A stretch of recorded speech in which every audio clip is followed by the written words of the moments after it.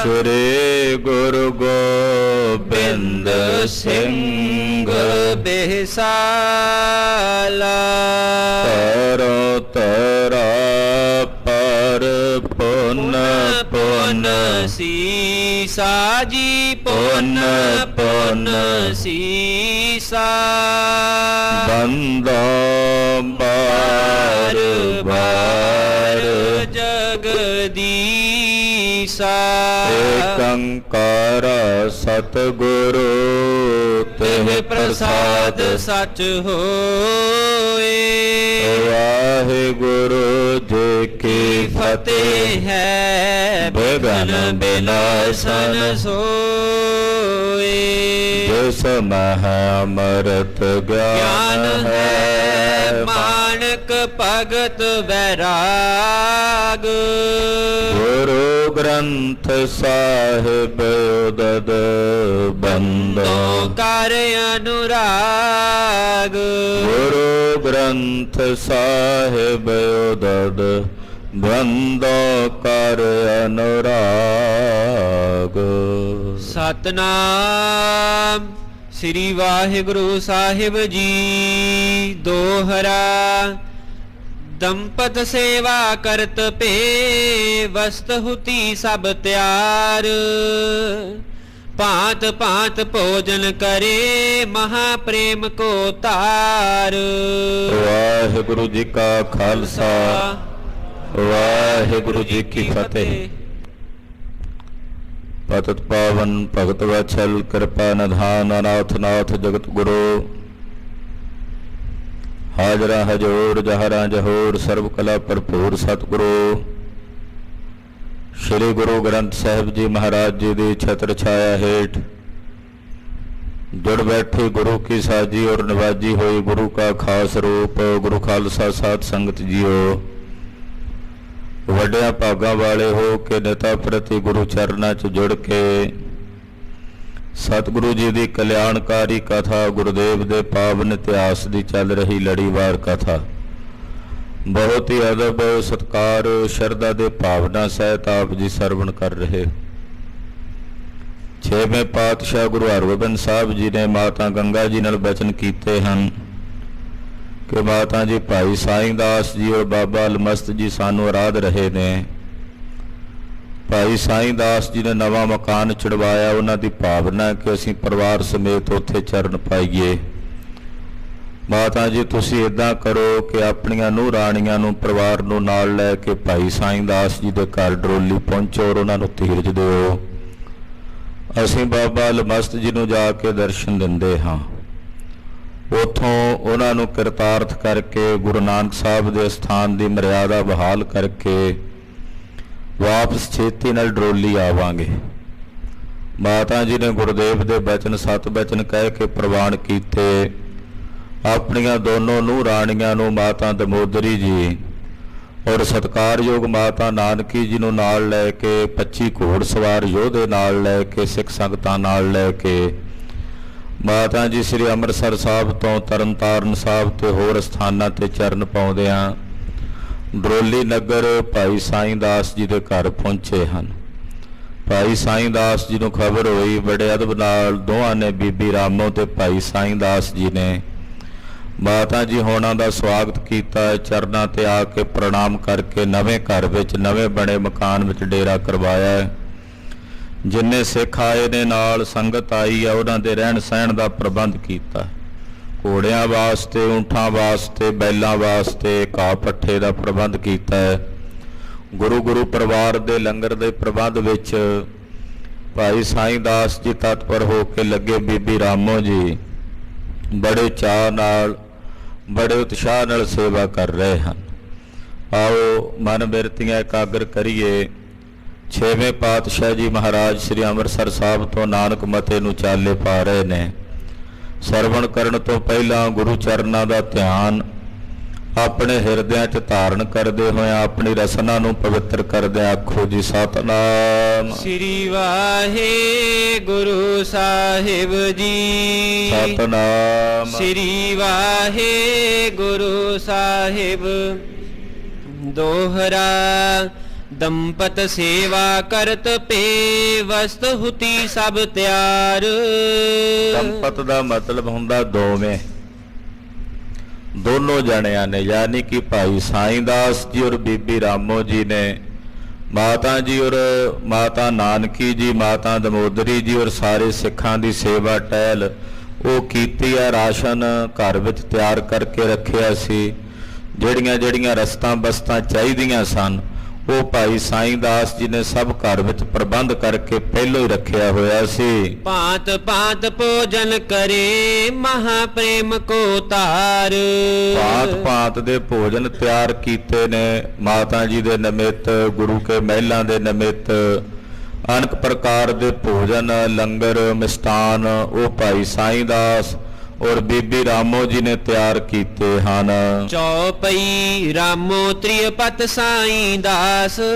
ਬੀਬੀ ਰਾਮੋ ਜੀ ਔਰ ਉਹਨਾਂ ਦੇ ਪਤੀ ਭਾਈ ਸਾਈਂ ਦਾਸ ਜੀ ਨਿਸਮੈ ਬੈਠ ਮਾਤ ਕੇ ਪਾਸ। ਜਦੋਂ ਪ੍ਰਸ਼ਾਦਾ ਛਕਾ ਹਟੇ, ਆਪ ਵੀ ਭੋਜਨ ਛਕ ਲਿਆ। ਰਾਤ ਦਾ ਸਮਾਂ ਸੀ। ਇਕਾਂਤ ਦੇ ਵਿੱਚ ਆ ਕੇ ਮਾਤਾ ਗੰਗਾ ਜੀ ਨਾਲ ਹੁਣ ਬਹਿ ਕੇ ਗੱਲਬਾਤ ਕਰਨ ਦਾ ਸਮਾਂ ਮਿਲਿਆ। ਤੋ ਰਾਤ ਦੇ ਸਮੇਂ ਮਾਤਾ ਜੀ ਦੇ ਪਾਸ ਭਾਈ ਸਾਈਂ ਦਾਸ ਜੀ ਔਰ ਬੀਬੀ ਰਾਮੋ ਜੀ ਦੋਵੇਂ ਆ ਕੇ ਬੈਠੇ ਹਨ। ਪ੍ਰਥਮ ਗੁਰੂ ਕੇ ਜ਼ਿਕਰ ਚਲਾਏ। ਗੱਲਬਾਤ ਸ਼ੁਰੂ ਕੀਤੀ। ਮਾਤਾ ਜੀ ਦਾ ਹਾਲ ਚਾਲ ਪੁੱਛਿਆ, ਪਰਿਵਾਰ ਦਾ, ਸ੍ਰੀ ਅੰਮ੍ਰਿਤਸਰ ਸਾਹਿਬ ਦਾ, ਤੇ ਫਿਰ ਗੁਰੂ ਸਾਹਿਬ ਜੀ ਦੇ ਜਿਹੜੇ ਪ੍ਰਸੰਗ ਸਨ, ਗੁਰੂ ਘਰ ਦੀ ਜਿਹੜੀ ਬਾਤ ਸੀ ਉਹਦੀ ਕਥਾ ਚੱਲੀ। ਕਿਉਂ ਨਹਿ ਸੰਗ ਆਪ ਕੇ ਆਏ। ਪੁੱਛਿਆ ਭਾਈ ਸਾਈਂ ਦਾਸ ਜੀ ਨੇ, ਬੀਬੀ ਰਾਮੋ ਜੀ ਨੇ, ਮਾਤਾ ਜੀ ਛੇਵੇਂ ਪਾਤਸ਼ਾਹ ਕਿਉਂ ਨਹੀਂ ਆਏ ਆਪ ਜੀ ਦੇ ਨਾਲ? ਉਹਨਾਂ ਵੀ ਆਉਣਾ ਸੀ, ਉਹ ਕਿਉਂ ਨਹੀਂ ਆਏ ਆਪ ਜੀ ਦੇ ਨਾਲ ਚੱਲ ਕੇ? ਅਬ ਕੇ ਤਿਕ ਦਿਨ ਮਹਿ ਚੱਲ ਆਵੇ। ਜਦੋਂ ਆਉਣਗੇ ਕਿੰਨੇ ਕੁ ਦਿਨਾਂ ਤੱਕ ਆਉਣਗੇ ਭਲਾ ਛੇਵੇਂ ਪਾਤਸ਼ਾਹ? ਕਿੰਨੇ ਕੁ ਦਿਨਾਂ ਤੱਕ ਆ ਕੇ ਇਸ ਘਰ ਨੂੰ ਪਵਿੱਤਰ ਕਰਨਗੇ? ਕਦੋਂ ਆ ਕੇ ਦਰਸ਼ਨ ਦੇਣਗੇ? ਹਮ ਦੋਨੋਂ ਜਿਸ ਨਿਸ ਦਿਨ ਧਿਆਵੇ। ਐਸੇ ਸਤਿਗੁਰੂ ਜਿਨ੍ਹਾਂ ਨੂੰ ਅਸੀਂ ਦੋਵੇਂ ਰਾਤ ਦਿਨ ਆਰਾਧਦੇ ਹਾਂ, ਮੈਂ ਵੀ ਔਰ ਮੇਰੀ ਇਹ ਭਾਗਵਾਨ ਬੀਬੀ ਰਾਮੋ, ਅਸੀਂ ਦੋਵੇਂ ਗੁਰੂ ਹਰਗੋਬਿੰਦ ਸਾਹਿਬ ਜੀ ਦੀ ਰਾਤ ਦਿਨ ਆਰਾਧਨਾ ਕਰਦੇ ਹਾਂ। ਉਹ ਕਦੋਂ ਆਉਣਗੇ? ਕਦੋਂ ਆ ਕੇ ਸਾਨੂੰ ਆਪਣੇ ਦਰਸ਼ਨ ਦੇਣਗੇ? ਘਰ ਨਾ ਪ੍ਰਵੇਸ਼ ਹੈ ਹਮ ਪ੍ਰਣ ਕੀਨ। ਅਸੀਂ ਇਹ ਪ੍ਰਣ ਕੀਤਾ ਸੀ ਨਵਾਂ ਮਕਾਨ ਬਣਾ ਕੇ ਕਿ ਅਸੀਂ ਪਹਿਲਾਂ ਇਸ ਘਰ ਦੇ ਵਿੱਚ ਪ੍ਰਵੇਸ਼ ਨਹੀਂ ਕਰਨਾ। ਗੁਰ ਅੰਤਰ ਜਾਮੀ ਸਭ ਚੀਨ। ਕਿ ਪਹਿਲਾਂ ਸਤਿਗੁਰੂ ਜੀ ਔਰ ਉਹਨਾਂ ਦਾ ਪਰਿਵਾਰ ਇਹਦੇ 'ਚ ਪ੍ਰਵੇਸ਼ ਕਰੇਗਾ।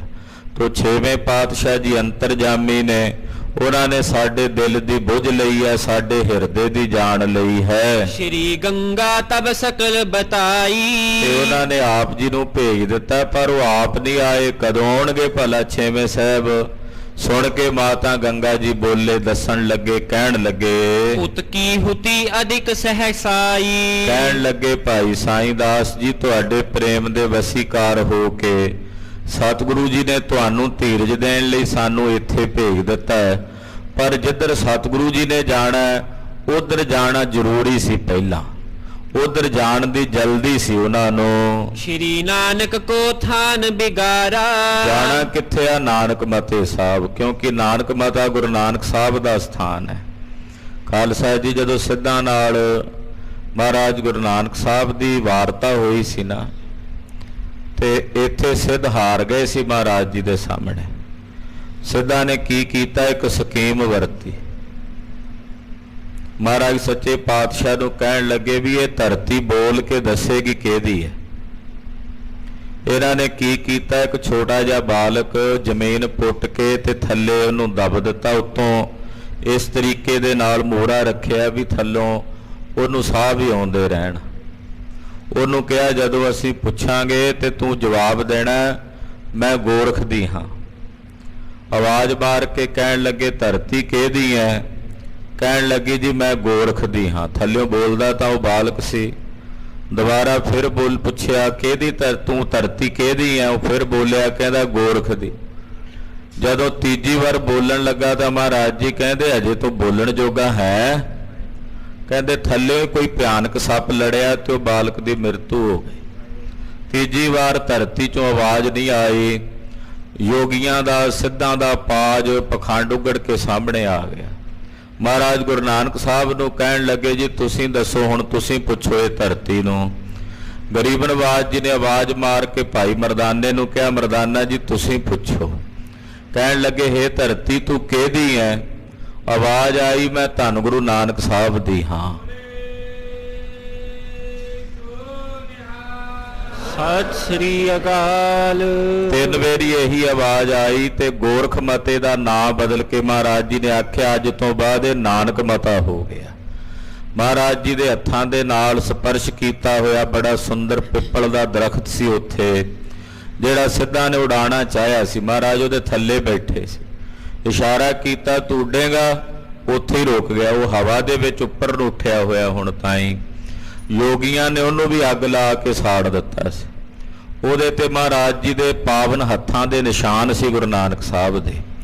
ਤੋ ਉਹ ਬੇਅਦਬੀ ਕੀਤੀ ਸੀ ਉਸ ਸਥਾਨ ਦੀ। ਤਦੇ ਬਾਬਾ ਅਲਮਸਤ ਜੀ ਮਹਾਰਾਜ ਗੁਰੂ ਹਰਗੋਬਿੰਦ ਸਾਹਿਬ ਦੀ ਆਰਾਧਨਾ ਕਰ ਰਹੇ ਸਨ। ਤੋ ਮਾਤਾ ਜੀ ਦੱਸ ਰਹੇ ਨੇ ਕਿ ਉੱਥੇ ਗੁਰੂ ਨਾਨਕ ਸਾਹਿਬ ਦੇ ਪਾਵਨ ਸਥਾਨ ਦੀ ਮਰਿਆਦਾ ਸਿੱਧਾਂ ਨੇ ਵਿਗਾੜੀ ਹੈ, ਅਸਥਾਨ ਦੀ ਬੇਅਦਬੀ ਕੀਤੀ ਹੈ। ਉਹਨਾਂ ਨੂੰ ਸਿੱਧ ਕਰਨ ਲਈ ਮਹਾਰਾਜ ਗੁਰੂ ਹਰਗੋਬਿੰਦ ਸਾਹਿਬ ਪਹਿਲਾਂ ਉੱਥੇ ਜਾਣਾ ਚਾਹੁੰਦੇ ਹਨ। ਹੋਏ ਆਤੁਰ ਤੇ ਸਿਮਰਨ ਧਾਰਾ। ਉੱਥੇ ਇੱਕ ਸਿੱਧ ਪੁਰਸ਼ ਹੈ, ਗੁਰੂ ਘਰ ਦਾ ਸੇਵਕ ਹੈ, ਸਾਧੂ ਹੈ ਬਾਬਾ ਅਲਮਸਤ। ਉਹਨੇ ਦੀਨ ਹੋ ਕੇ, ਦੁਖੀ ਹੋ ਕੇ ਗੁਰੂ ਪਾਤਸ਼ਾਹ ਜੀ ਦੀ ਆਰਾਧਨਾ ਕਰਕੇ ਮਹਾਰਾਜ ਜੀ ਨੂੰ ਬੁਲਾਇਆ। ਛੇਵੇਂ ਪਾਤਸ਼ਾਹ ਨੂੰ ਪੁਕਾਰ ਕਰਕੇ ਸੱਦਿਆ ਹੈ। ਇਤ ਤੁਮਰੋ ਲਖ ਪ੍ਰੇਮ ਕਨੇਰਾ। ਉਧਰ ਬਾਬੇ ਅਲਮਸਤ ਨੇ ਆਰਾਧਨਾ ਕੀਤੀ, ਇੱਧਰ ਤੁਸੀਂ ਆਰਾਧਨਾ ਕੀਤੀ ਭਾਈ ਸਾਈਂ ਦਾਸ ਜੀ। ਇੱਧਰ ਤੁਹਾਡੇ ਅੰਦਰ ਦਾ ਪ੍ਰੇਮ, ਤੁਹਾਡੇ ਅੰਦਰ ਦੀ ਪ੍ਰੀਤ ਗੁਰਦੇਵ ਨੇ ਵੇਖੀ। ਰਹੇ ਵਿਚਾਰਤ ਬਹੁਤੀ ਬੇਰਾ। ਉਹਨਾਂ ਨੇ ਸਾਡੇ ਨਾਲ ਵੀ ਬਹੁਤ ਵੇਰੀ ਵਿਚਾਰ ਕੀਤੀ ਇਸ ਗੱਲ ਦੀ ਕਿ ਹੁਣ ਅਸੀਂ ਪਹਿਲਾਂ ਕਿੱਧਰ ਜਾਈਏ। ਇੱਧਰ ਭਾਈ ਸਾਈਂ ਦਾਸ ਜੀ ਆਰਾਧ ਰਹੇ ਨੇ, ਉਧਰ ਬਾਬਾ ਅਲਮਸਤ ਜੀ ਆਰਾਧ ਰਹੇ ਨੇ ਤੇ ਗੁਰੂ ਪਾਤਸ਼ਾਹ ਜੀ ਨੇ ਬਹੁਤ ਵੇਰੀ ਇਸ ਗੱਲ ਦੀ ਵਿਚਾਰ ਕੀਤੀ। ਦੋਨੋਂ ਦਿਸ਼ ਕੀ ਪੁਰਵਨ ਆਸਾ। ਕਿਉਂਕਿ ਛੇਵੇਂ ਪਾਤਸ਼ਾਹ ਤੁਹਾਡੀ ਦੋਨਾਂ ਦੀ ਆਸ ਪੂਰੀ ਕਰਨਾ ਚਾਹੁੰਦੇ ਹੈ, ਤੁਹਾਡੀ ਆਸ ਮੁਰਾਦ ਵੀ ਪੂਰੀ ਕਰਨਾ ਚਾਹੁੰਦੇ ਸਨ। ਉਧਰ ਬਾਬੇ ਅਲਮਸਤ ਦੀ ਆਸ ਮੁਰਾਦ ਵੀ ਪੂਰੀ ਕਰਨਾ ਚਾਹੁੰਦੇ ਹਨ। ਹਮਕੋ ਪਠਿਓ ਕੇ ਦੇਹੋ ਦਿਲਾਸਾ। ਫਿਰ ਅਖੀਰ ਨੂੰ ਉਹਨਾਂ ਨੇ ਫੈਸਲਾ ਕਰਕੇ ਸਾਨੂੰ ਭੇਜ ਦਿੱਤਾ ਤੁਹਾਡੇ ਕੋਲ। ਭਾਈ ਸਾਈਂ ਦਾਸ ਜੀ ਸਾਨੂੰ ਹੁਕਮ ਕੀਤਾ ਛੇਵੇਂ ਪਾਤਸ਼ਾਹ ਨੇ ਕਿ ਤੁਸੀਂ ਜਾ ਕੇ ਭਾਈ ਸਾਈਂ ਦਾਸ ਨੂੰ ਦਿਲਾਸਾ ਦਿਓ, ਉਹਨਾਂ ਨੂੰ ਜਾ ਕੇ ਧੀਰਜ ਦਿਓ। ਕਹਿਤ ਪਏ ਹਮ ਪੂਰਬ ਜਾਏ। ਔਰ ਸਾਨੂੰ ਉਹਨਾਂ ਨੇ ਕਿਹਾ ਕਿ ਅਸੀਂ ਪੂਰਬ ਦਿਸ਼ਾ ਨੂੰ ਜਾਵਾਂਗੇ, ਨਾਨਕ ਮਤਾ ਸਾਹਿਬ ਜਾ ਕੇ ਬਾਬੇ ਅਲਮਸਤ ਨੂੰ ਦਰਸ਼ਨ ਦੇਵਾਂਗੇ। ਕਰ ਹੈ ਸੰਤ ਕੀ ਤਹਾਂ ਸਹਾਏ। ਔਰ ਉੱਥੇ ਸਾਡਾ ਸੰਤ ਜੋ ਇਸ ਵੇਲੇ ਵਿਪਤਾ ਵਿੱਚ ਹੈ, ਦੁਖੀ ਹੈ, ਉਹਦੀ ਜਾ ਕੇ ਸਹਾਇਤਾ ਕਰਾਂਗੇ। ਕਿਉਂਕਿ ਸਾਡੇ ਸੰਤਾਂ ਦਾ ਦੁੱਖ, ਸਾਡੇ ਸਾਧੂਆਂ ਦਾ ਦੁੱਖ ਅਸੀਂ ਵੇਖ ਕੇ ਬਰਦਾਸ਼ਤ ਨਹੀਂ ਕਰ ਸਕਦੇ। ਪ੍ਰਭ ਦਾਸ ਕਾ ਦੁੱਖ ਨਾ ਖਾਵ ਸਕੈ। ਮਹਾਰਾਜ ਜੀ ਆਪਣੇ ਦਾਸਾਂ ਤੇ ਸੇਵਕਾਂ ਦਾ ਦੁੱਖ ਵੇਖ ਕੇ ਬਰਦਾਸ਼ਤ ਨਹੀਂ ਕਰ ਸਕਦੇ, ਇਸ ਕਰਕੇ ਉਹ ਉੱਥੇ ਜਾ ਰਹੇ ਹਨ। ਇਤਨੇ ਸਮੇਂ ਜੋ ਸਾਈਂ ਦਾਸ। ਇਤਨੇ ਸਮੇਂ 'ਚ ਭਾਈ ਸਾਈਂ ਦਾਸ ਜੀ ਬੇਬਲ ਹੋਵੇ ਪ੍ਰੇਮ ਪ੍ਰਕਾਸ਼। ਉਹ ਬੇਬਲ ਹੋ ਜਾਣਗੇ ਜੇ ਅਸੀਂ ਉਧਰ ਕਿਸੇ ਨੂੰ ਨਾ ਭੇਜਿਆ। ਛੇਵੇਂ ਪਾਤਸ਼ਾਹ ਨੇ ਵਿਚਾਰ ਕੀਤੀ ਸਾਡੇ ਨਾਲ ਕਿ ਸਾਡਾ ਪਹਿਲਾਂ ਪੂਰਬ ਜਾਣਾ ਬਣਦਾ, ਅਸੀਂ ਉੱਥੇ ਬਾਬੇ ਅਲਮਸਤ ਨੂੰ ਜਾ ਕੇ ਮਿਲਣਾ ਚਾਹੁੰਦੇ, ਪਰ ਜੇ ਉਹਨੇ ਚਿਰ ਤਾਈਂ ਭਾਈ ਸਾਈਂ ਦਾਸ ਕੋਲ ਨਾ ਗਏ ਤਾਂ ਉਹਦਾ ਮਨ ਪ੍ਰੇਮ ਦੇ ਨਾਲ ਬੇਬਲ ਹੋ ਜਾਏਗਾ। ਤਹਾਂ ਜਾਏ ਮਿਲਦੇ ਹੋ ਸੁਨਾਏ। ਤੇ ਮਾਤਾ ਜੀ ਤੁਸੀਂ ਜਾਓ, ਜਾ ਕੇ ਭਾਈ ਸਾਈਂ ਦਾਸ ਨਾਲ ਮਿਲ ਕੇ ਸਾਡੀ ਸਾਰੀ ਗੱਲਬਾਤ ਨਾਲੇ ਉਹਨਾਂ ਨੂੰ ਦੱਸ ਦਿਓ, ਨਾਲੇ ਉਹਨਾਂ ਦੇ ਹਿਰਦੇ ਨੂੰ ਧੀਰਜ ਦਿਓ। ਹਮ ਕੇ ਤਿਕ ਦਿਨ ਮਹਿ ਅਬ ਆਏ। ਔਰ ਸਾਨੂੰ ਇਹ ਵੀ ਕਹਿ ਗਏ ਨੇ ਕਿ ਅਸੀਂ ਕੁਝ ਦਿਨਾਂ ਤੱਕ ਜਲਦੀ ਨਾਨਕ ਮਤਾ ਸਾਹਿਬ ਤੋਂ ਹੋ ਕੇ ਵਾਪਸ ਡੋਲੀ ਨਗਰ ਵਿੱਚ ਆਵਾਂਗੇ। ਬਸ ਹੈ ਤੁਮਾਰੇ ਢਿਗ ਚਿਰਕਾਲ। ਔਰ ਇੱਥੇ ਆ ਕੇ ਉਹਨਾਂ ਨੇ ਲੰਮਾ ਸਮਾਂ ਰਹਿਣਾ ਭਾਈ ਸਾਈਂ ਦਾਸ ਜੀ ਤੁਹਾਡੇ ਘਰ। ਇਹ ਨਹੀਂ ਵੀ 2-4 ਦਿਨ ਰਹਿਣਗੇ, ਉਹ ਕੁਝ ਮਹੀਨੇ ਤੁਹਾਡੇ ਕੋਲ ਹੀ ਟਿਕਣਗੇ, ਤੁਹਾਡੇ ਕੋਲ ਹੀ ਰਹਿ ਕੇ ਤੁਹਾਨੂੰ ਦਰਸ਼ਨ ਦੇ ਕੇ ਕਿਰਤਾਰਥ ਕਰਨਗੇ। ਜਾਨ ਸਰਾਹਿਓ ਪ੍ਰੇਮ ਵਿਸਾਲ। ਇਹ ਸੁਣ ਕੇ ਭਾਈ ਸਾਈਂ ਦਾਸ ਜੀ ਨੇ ਬਹੁਤ ਖੁਸ਼ੀ ਮਨਾਈ। ਨਾਲੇ ਮਾਤਾ ਜੀ ਨੇ ਦੱਸਿਆ ਵੀ ਗੁਰੂ ਸਾਹਿਬ ਨੇ ਤੁਹਾਡੀ ਸ਼ਲਾਘਾ ਕੀਤੀ ਹੈ, ਉਹਨਾਂ ਤੁਹਾਡੇ ਪ੍ਰੇਮ ਨੂੰ ਸਲਾਹਿਆ ਕਿ ਭਾਈ ਸਾਈਂ ਦਾਸ ਤੇ ਬੀਬੀ ਰਾਮੋ ਦੀ ਪ੍ਰੀਤ ਸੁੱਚੀ ਪ੍ਰੀਤ ਹੈ। ਇਤਿਆਦਿਕ ਕਹਿ ਸੁਨ ਬਹੁ ਭਾਂਤੀ। ਮਾਤਾ ਗੰਗਾ ਜੀ ਦੇ ਨਾਲ ਭਾਈ ਸਾਈਂ ਦਾਸ ਤੇ ਬੀਬੀ ਰਾਮੋ ਜੀ ਦੇ ਆ ਬਚਨ ਬਿਲਾਸ ਹੋਏ। ਰਾਤ ਦਾ ਸਮਾਂ ਸੀ, ਇਹ ਗੱਲਾਂ ਬਾਤਾਂ ਆਪਸ ਵਿੱਚ ਹੋਈਆਂ। ਸੁਪਤ ਜਥਾ ਸੁਖ ਸਭ ਤਿਸ ਰਾਤੀ। ਰਾਤ ਦਾ ਸਮਾਂ ਸੀ, ਗੱਲਾਂ ਬਾਤਾਂ ਸਮਾਪਤ ਕਰਕੇ ਕੁਝ ਰਾਤ ਜਦੋਂ ਬੀਤ ਗਈ ਤੇ ਸੌਣ ਦਾ ਵੇਲਾ ਹੋਇਆ। ਸਭ ਨੇ ਆਪੋ ਆਪਣੇ ਆਸਣਾਂ ਤੇ ਸੁਖ ਲਿਆ। ਭਈ ਭੋਰ ਸੁਧ ਕੁਸ਼ਲ ਬਤਾਵਨ। ਜਦੋਂ ਅਗਲਾ ਦਿਨ ਚੜਿਆ ਤੇ ਕੁਸ਼ਲ ਪ੍ਰਸੰਨਤਾ ਦੱਸਣ ਲਈ ਸੁਤ ਢਿਗ ਮਾਨਵ ਕੀਨ ਪਠਾਵਨ। ਮਾਤਾ ਜੀ ਨੇ ਆਪਣਾ ਇੱਕ ਸੇਵਾਦਾਰ ਆਪਣੇ ਲਾਲ ਕੋਲ ਭੇਜਿਆ। ਦੱਸਣਾ ਸੀ, ਖਬਰ ਭੇਜਣੀ ਸੀ ਕਿ ਅਸੀਂ ਰਾਜੀ ਖੁਸ਼ੀ ਪਹੁੰਚ ਗਏ ਆ। ਉਹ ਖਬਰ ਦੇਣ ਵਾਸਤੇ ਮਾਤਾ ਗੰਗਾ ਜੀ ਨੇ ਇੱਕ ਸੇਵਾਦਾਰ 6ਵੇਂ ਪਾਤਸ਼ਾਹ ਕੋਲ ਭੇਜਿਆ। ਪੰਥ ਉਲੰਘਨ ਸਗਰੋ ਕੀਨ। ਉਹ ਸੇਵਾਦਾਰ ਨੇ ਸਾਰਾ ਪੈਂਡਾ ਬੜੀ ਛੇਤੀ ਨਾਲ ਤੈਅ ਕੀਤਾ। ਕੁਸ਼ਲ ਸਹਿਤ ਪਹੁੰਚੇ ਹਮ ਚੀਨ। ਔਰ ਜਾ ਕੇ ਉਹਨੇ ਮਹਾਰਾਜ ਜੀ ਨੂੰ ਦੱਸਣਾ ਚਾਹਿਆ ਕਿ ਮਾਤਾ ਜੀ ਹੋਣੀ ਤੇ ਆਪ ਜੀ ਦੇ ਮਹਿਲ ਬੜੇ ਸੁੱਖ ਨਾਲ ਡਰੋਲੀ ਨਗਰ ਪਹੁੰਚ ਗਏ ਨੇ। ਮਿਲੇ ਡਰੋਲੀ ਬਾਸੇ ਆਏ। ਔਰ ਭਾਈ ਸਾਈਂ ਦਾਸ ਜੀ ਹੋਣਾ ਨੂੰ ਮਿਲ ਕੇ ਉੱਥੇ ਉਹਨਾਂ ਦੇ ਨਵੇਂ ਬਣੇ ਮਕਾਨ 'ਚ ਉਹਨਾਂ ਨੇ ਨਿਵਾਸ ਕੀਤਾ, ਰਹਿائش ਕੀਤੀ ਹੈ। ਤੁਮ ਤੂਰਨ ਪਹੁੰਚੋ ਇਸ ਥਾਏ। ਤੇ ਮਹਾਰਾਜ ਜੀ ਹੁਣ ਤੁਹਾਡੀ ਉਡੀਕ ਹੈ ਵੀ ਤੁਸੀਂ ਵੀ ਛੇਤੀ ਜਿਹੜਾ ਕਾਰਜ ਕਰਨਾ ਕਰਕੇ ਆ ਜਾਇਓ। ਸਾਈਂ ਦਾਸ ਪ੍ਰਤੀਖਨ ਕਰਤਾ।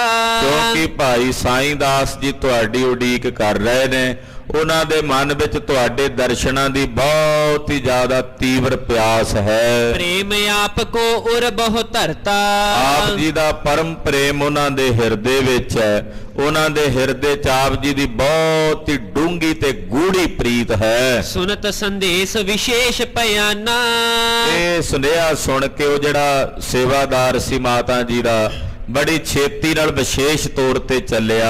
ਮਾਰਗ ਸਕਲ ਤੁਰਤ ਉਲਗਾਨਾ। ਸਾਰਾ ਪੈਂਡਾ ਡਰੋਲੀ ਤੋਂ ਚੱਲ ਕੇ ਸ੍ਰੀ ਅੰਮ੍ਰਿਤਸਰ ਸਾਹਿਬ ਤੱਕ ਦਾ ਸੇਵਾਦਾਰ ਨੇ ਤੈਅ ਕੀਤਾ। ਸੁਦਾ ਸਰੋਵਰ ਦਰਸਿਓ ਜਾਏ। ਆ ਕੇ ਸ੍ਰੀ ਅੰਮ੍ਰਿਤਸਰ ਸਾਹਿਬ ਸਰੋਵਰ ਦੇ ਦਰਸ਼ਨ ਕੀਤੇ। ਮਿਲਿਓ ਗੁਰੂ ਬੈਠਿਓ ਜਿਸ ਥਾਏ। ਆ ਕੇ ਸਤਿਗੁਰੂ 6ਵੇਂ ਪਾਤਸ਼ਾਹ ਨੂੰ ਮਿਲਿਆ। ਔਰ ਜਿੱਥੇ ਪਾਤਸ਼ਾਹ ਜੀ, ਕਿਉਂਕਿ ਗੁਰਦੇਵ ਨੇ ਅਜੇ ਚਾਲਾ ਨਹੀਂ ਸੀ ਮਾਰਿਆ ਨਾਨਕ ਮੱਤੇ ਨੂੰ, ਮਹਾਰਾਜ ਜੀ ਉਡੀਕ ਕਰ ਰਹੇ ਸਨ ਵੀ ਪਰਿਵਾਰ ਪਹਿਲਾਂ ਉੱਥੇ ਪਹੁੰਚ ਜਾਏ, ਖਬਰ ਆ ਜਾਏ ਤੇ ਫਿਰ ਜਾਵਾਂਗੇ। ਤੋ ਉਡੀਕ ਹੀ ਕਰ ਰਹੇ ਸਨ। ਇੰਨੇ ਨੂੰ ਉਹ ਸੇਵਾਦਾਰ ਪਹੁੰਚ ਗਿਆ 6ਵੇਂ ਪਾਤਸ਼ਾਹ ਕੋਲ। ਰਾਮੋ ਸਾਈਂ ਦਾਸ ਦੁਹਨ ਕੀ। ਬੀਬੀ ਰਾਮੋ ਔਰ ਭਾਈ ਸਾਈਂ ਦਾਸ ਦੋਨਾਂ ਦੇ ਅੰਦਰ ਦੀ ਬਿਨੈ ਸੁਨਾਈ ਪ੍ਰੀਤ ਸੁਮਨ ਕੀ। ਉਹਨਾਂ ਦੇ ਅੰਦਰ ਦੀ ਬੇਨਤੀ, ਉਹਨਾਂ ਦੇ ਅੰਦਰ ਦੀ ਪ੍ਰੀਤ ਉਸ ਸੇਵਕ ਨੇ, ਸਿੱਖ ਨੇ ਸਤਿਗੁਰੂ ਜੀ ਨੂੰ ਪ੍ਰਗਟ ਕਰਕੇ ਸੁਣਾਈ।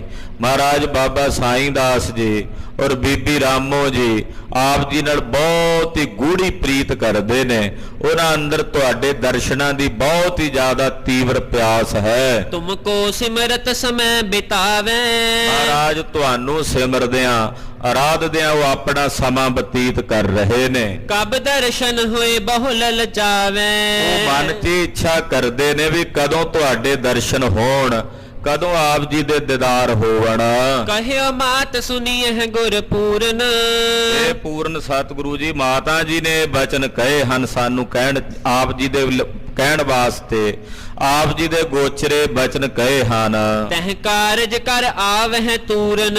ਉਹਦਾ ਕਿਹਾ ਵੀ 6ਵੇਂ ਪਾਤਸ਼ਾਹ ਨੂੰ ਕਹਿਓ ਜਿਹੜਾ ਕਾਰਜ ਉਹ ਕਰਨ ਚੱਲੇ ਨੇ ਨਾਨਕ ਮਤਾ ਸਾਹਿਬ, ਉਹ ਛੇਤੀ ਕਰਕੇ ਵਾਪਸ ਆ ਜਾਣ। ਸੁਨੀ ਕੁਸ਼ਲ ਸੁਧ ਪਹੁੰਚਨ ਕੇਰੀ। ਜਦੋਂ 6ਵੇਂ ਪਾਤਸ਼ਾਹ ਜੀ ਨੇ ਖਬਰ ਸੁਣੀ ਕਿ ਮਾਤਾ ਜੀ ਹੋਣੀ ਡਰੋਲੀ ਨਗਰ ਪਹੁੰਚ ਗਏ ਨੇ, ਹਰਖੇ ਸ੍ਰੀ ਸਤਿਗੁਰ ਤਿਸ ਬੇਰੀ। ਮਹਾਰਾਜ 6ਵੇਂ ਪਾਤਸ਼ਾਹ ਬਹੁਤ ਪ੍ਰਸੰਨ ਹੋਏ, ਖੁਸ਼ ਹੋਏ। ਆਪਣੀ ਤਿਆਰੀ ਚਲ ਬੇਹੇਤ। ਹੁਣ ਮਹਾਰਾਜ ਜੀ ਨੇ ਆਪਣੀ ਤਿਆਰੀ ਕੀਤੀ, ਚੱਲਣ ਵਾਸਤੇ ਆਪਣੇ ਤਿਆਰੇ ਕੀਤੇ। ਕਰਤ ਭਏ ਤਤਕਾਲ ਸੁਚੇਤ। ਤਤਕਾਲ ਸੁਚੇਤ ਹੋ ਕੇ ਜੋ ਜੋ ਰਾਜ ਸਾਜ ਸਾਈ ਚਾਹੀਦਾ ਸੀ ਉਹ ਸਾਂਭਣ ਦਾ ਹੁਕਮ ਕੀਤਾ। ਸ਼੍ਰੀ ਹਰਿ ਮੰਦਰ ਸੇਵਨ ਹੇਤ। ਚੱਲਣ ਤੋਂ ਪਹਿਲਾਂ ਮਹਾਰਾਜ 6ਵੇਂ ਪਾਤਸ਼ਾਹ ਗੁਰੂ ਰਾਮਦਾਸ ਸਾਹਿਬ ਜੀ ਦੇ ਪਵਿੱਤਰ ਦਰਬਾਰ ਸੱਚਖੰਡ ਸ੍ਰੀ ਹਰਿਮੰਦਰ ਸਾਹਿਬ ਵਿਖੇ ਪਹੁੰਚੇ ਹਨ। ਅਪਰ ਕਾਰਜੇ ਸਰਬ ਨਿਕੇਤ। ਬਾਕੀ ਘਰ ਦੀਆਂ ਜਿੰਨੇ ਜ਼ਿੰਮੇਵਾਰੀਆਂ ਨੇ, ਗੁਰੂ ਘਰ ਦੇ ਜਿਤਨੇ ਕਾਰਜ ਹਨ, ਸੌਂਪੀ ਬ੍ਰਿਧ ਕੋ ਅਰ ਗੁਰਦਾਸ। ਉਹ ਸਾਰੇ ਕੰਮ ਕਾਰ ਦੀ, ਗੁਰੂ ਘਰ ਦੇ ਪ੍ਰਬੰਧ ਦੀ, ਗੁਰੂ ਘਰ ਦਾ ਜਿਤਨਾ ਵੀ ਲੰਗਰ ਦੀ ਵਿਵਸਥਾ, ਸੰਗਤ ਦੀ ਵਿਵਸਥਾ ਹੈ, ਉਹ ਸਾਰੀ ਸੇਵਾ, ਗੁਰੂ ਘਰ ਦੀ ਜਿੰਨੀ ਜ਼ਿੰਮੇਵਾਰੀ ਹੈ, ਉਹ ਮਹਾਰਾਜ ਜੀ ਨੇ ਬਾਬਾ ਬੁੱਢਾ ਸਾਹਿਬ ਜੀ ਔਰ ਭਾਈ ਸਾਹਿਬ ਭਾਈ ਗੁਰਦਾਸ ਜੀ ਨੂੰ ਸੌਂਪੀ ਹੈ ਕਿ ਬਾਬਾ ਜੀ ਇਹ ਸਾਰੀ ਜ਼ਿੰਮੇਵਾਰੀ ਗੁਰੂ ਘਰ ਦੀ ਸੇਵਾ ਸੰਭਾਲ ਦੀ ਤੁਸੀਂ ਸਾਂਭਣੀ ਹੈ। ਅਪਰ ਮਸੰਦ ਬ੍ਰਿੰਦ ਤਜ ਪਾਸ। ਹੋਰ ਵੀ ਕੁਝ ਮਸੰਦ ਜਿਹੜੇ ਸਾਨੂੰ ਬਾਬਾ ਬੁੱਢਾ ਸਾਹਿਬ ਜੀ ਦੇ ਮਤਹਿਤ ਕੀਤੇ ਕਿ ਤੁਸੀਂ ਬਾਬਾ ਜੀ ਦੀ ਆਗਿਆ 'ਚ ਚੱਲਣਾ ਹੈ, ਭਾਈ ਗੁਰਦਾਸ ਜੀ ਦੀ ਆਗਿਆ ਵਿੱਚ ਚੱਲਣਾ ਹੈ। ਕਾਰ ਗੁਜ਼ਾਰੋ ਇਸ ਹੀ ਰੀਤ। ਜਿਵੇਂ ਹੁਣ ਤਾਈਂ ਮਰਿਆਦਾ ਚੱਲ ਰਹੀ ਹੈ, ਗੁਰੂ ਘਰ ਵਿੱਚ ਪ੍ਰਕਾਸ਼ ਹੁੰਦਾ, ਕੀਰਤਨ ਹੁੰਦਾ, ਲੰਗਰ ਚੱਲਦੇ ਨੇ, ਆਈ ਗਈ ਸੰਗਤ ਦਾ ਪ੍ਰਬੰਧ ਹੁੰਦਾ, ਰਹਿਣ ਸਹਿਣ ਦਾ, ਇਹ ਇਦਾਂ ਹੀ ਚੱਲਦਾ ਰਹੇ। ਇਹਦੇ ਵਿੱਚ ਕਿਸੇ ਤਰ੍ਹਾਂ ਦਾ ਵਿਘਨ ਨਹੀਂ ਪੈਣਾ ਚਾਹੀਦਾ। ਇਹ ਛੇਵੇਂ ਪਾਤਸ਼ਾਹ ਨੇ ਬਕਾਇਦਾ ਤੌਰ ਤੇ ਹਦਾਇਤ ਕੀਤੀ, ਕਰਹੁ ਕਾਜ ਨਿਜ ਨਿਜ ਧਰ ਪ੍ਰੀਤ। ਜਿਹੜਾ ਕੰਮ ਹੈ ਉਹ ਸਭ ਆਪੋ ਆਪਣਾ ਕੰਮ ਜਿਵੇਂ ਹੁਣ ਤਾਈਂ ਕਰ ਰਹੇ ਹੋ ਅੱਗੇ ਵੀ ਕਰਨਾ। ਜਿਹਦੀ ਜੋ ਡਿਊਟੀ ਹੈ, ਜਿਹਦੀ ਜੋ ਸੇਵਾ ਹੈ, ਉਹ ਪ੍ਰੇਮ ਨਾਲ, ਪ੍ਰੀਤ ਨਾਲ ਕਰਨੀ ਹੈ। ਇਮ ਕਹਿ ਕਰ ਕੌਲਾ ਟਿਗ ਆਏ। ਇਦਾਂ ਬਚਨ ਕਰਕੇ ਮਹਾਰਾਜ ਜੀ, ਬੀਬੀ ਕੌਲਾਂ ਜੀ, ਉਹ ਵੀ ਮਹਾਰਾਜ ਜੀ ਦੇ ਸ਼ਰਧਾਲੂ ਨੇ, ਉੱਥੇ ਹੀ ਰਹਿੰਦੇ ਕੌਲਸਰ ਸਾਹਿਬ, ਤੇ ਉਹਨਾਂ ਦੇ ਕੋਲ ਚੱਲ ਕੇ ਆਏ। ਪੂਰਬ ਚਲਨ ਪ੍ਰਸੰਗ ਸੁਨਾਏ। ਪੂਰਬ ਦਿਸ਼ਾ ਨੂੰ ਜਾਣ ਦਾ ਪ੍ਰਸੰਗ ਬੀਬੀ ਕੌਲਾਂ ਜੀ ਨੂੰ ਸੁਣਾਇਆ। ਆਖਿਆ ਕੌਲਾਂ ਜੀ, ਅਸੀਂ ਚੜ੍ਹਦੇ ਵਾਲੇ ਪਾਸੇ ਪੂਰਬ ਨੂੰ ਜਾ ਰਹੇ ਹਾਂ। ਨਾਨਕ ਮਤੈ ਅਵਸ਼ਯਕ ਜਾਣਾ। ਉੱਥੇ ਜਾਣਾ ਸਾਡਾ ਅਵਸ਼ਕ ਹੈ, ਜ਼ਰੂਰੀ ਹੈ। ਮਹਾਰਾਜ ਗੁਰੂ ਨਾਨਕ ਸਾਹਿਬ ਜੀ ਦਾ ਪਵਿੱਤਰ ਸਥਾਨ ਹੈ ਨਾਨਕ ਮਤਾ। ਤੂੰ ਧਰ ਧੀਰ ਬਸ ਹੋਇ ਸਥਾਨਾ। ਤੇ ਤੁਸੀਂ ਜਦੋਂ ਤੱਕ ਅਸੀਂ ਨਹੀਂ ਆਉਂਦੇ ਇੱਥੇ ਧੀਰਜ ਦੇ ਨਾਲ ਵਸੋ ਕੌਲਾਂ ਜੀ, ਇੱਥੇ ਧੀਰਜ ਦੇ ਨਾਲ ਨਿਵਾਸ ਕਰੋ। ਪੁਨ ਕੇ ਤਿਕ ਦਿਨ ਮਹਿ ਹਮ ਆਵੇ।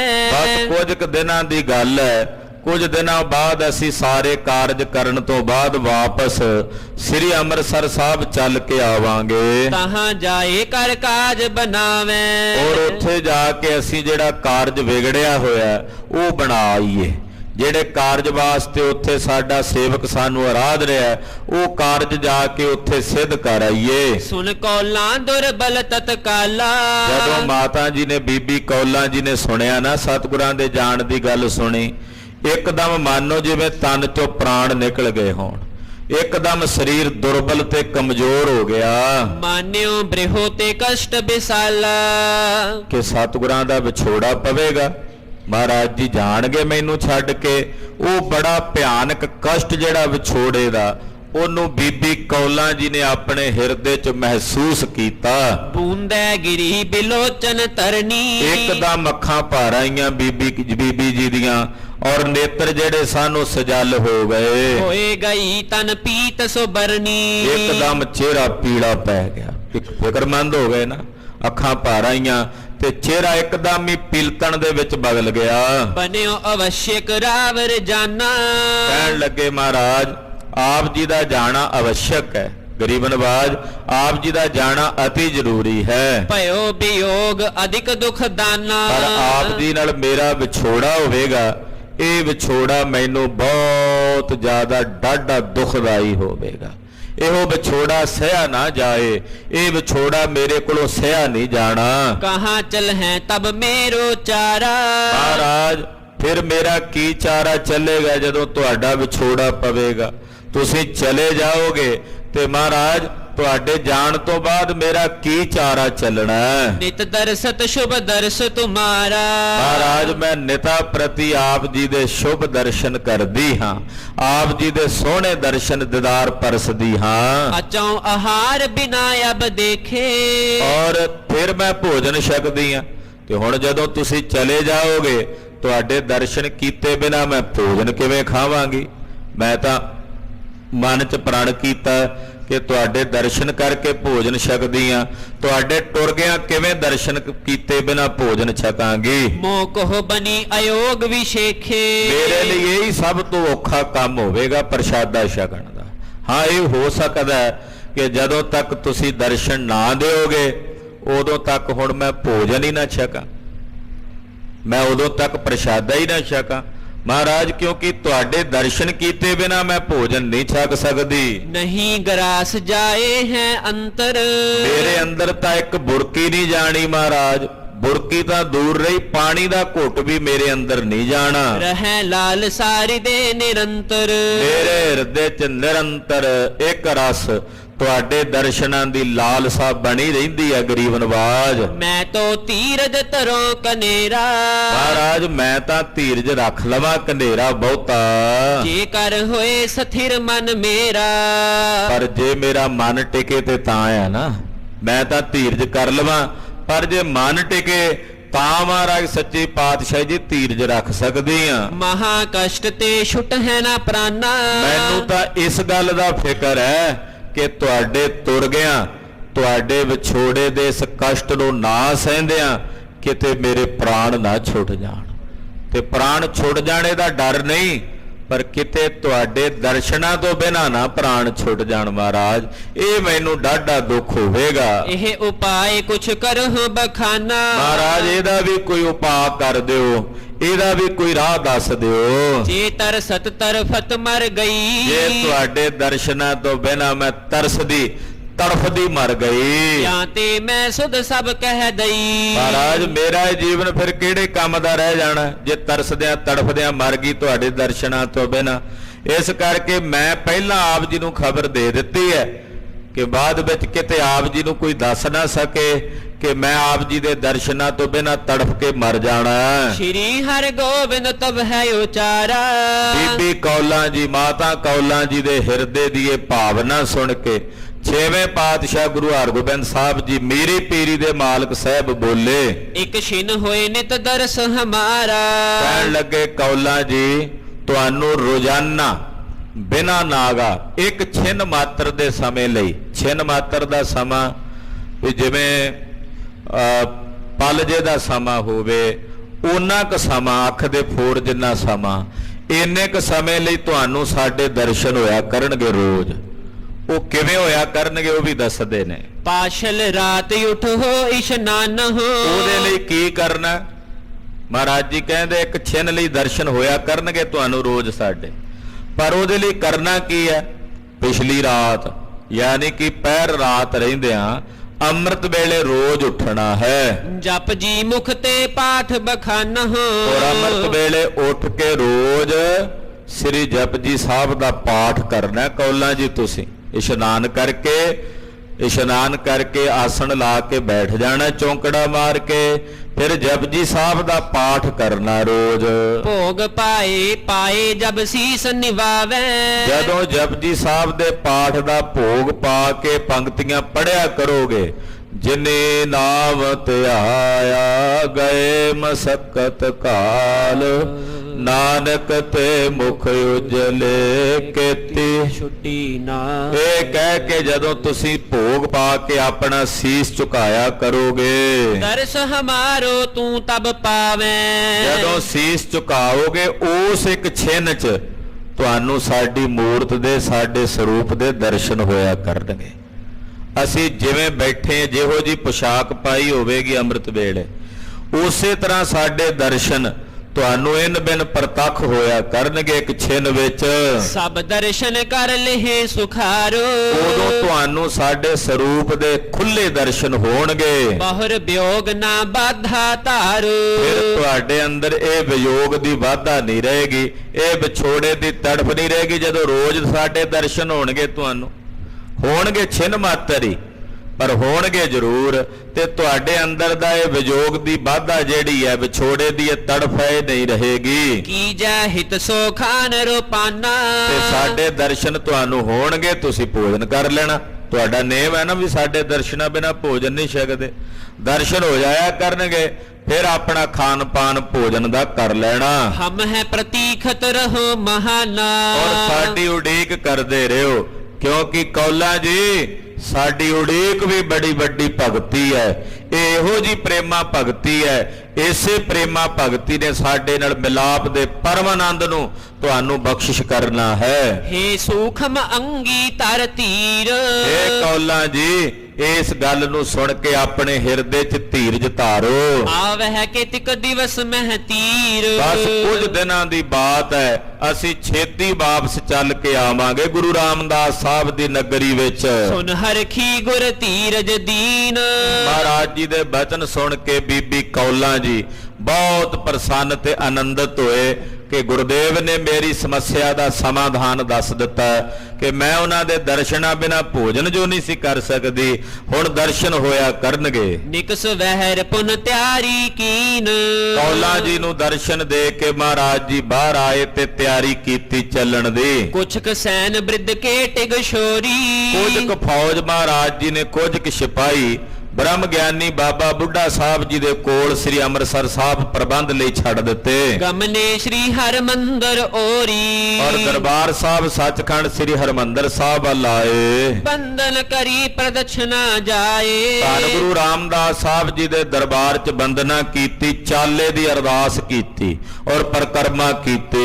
ਹਰੇ ਹੋਏ ਅਰਦਾਸ ਕਰਾਏ, ਅਰਦਾਸ ਕੀਤੀ, ਚਾਲੇ ਦੀ ਅਰਦਾਸ ਸੀ, ਲੰਮਾ ਪੈਂਡਾ ਸੀ। ਆਗਿਆ ਲਈ ਮਹਾਰਾਜ ਜੀ ਦੇ ਚਰਨਾਂ 'ਚ ਅਰਦਾਸ ਕਰਕੇ ਚੱਲਣ ਦੀ। ਕਹਿਓ ਨਿਕਸ ਕਰ ਇਤ ਤ੍ਰਿਣ ਥੋਰੇ, ਤੇ ਜਦੋਂ ਬਾਹਰ ਆਏ ਤੇ ਮਹਾਰਾਜ ਜੀ ਬਾਹਰ ਆ ਕੇ ਆਪਣੇ ਸੈਨਾਪਤੀ ਨਾਲ ਗੱਲ ਕਰਦੇ, ਭਾਈ ਬੱਲੂ ਜੀ ਹੋਣਾ ਨਾਲ।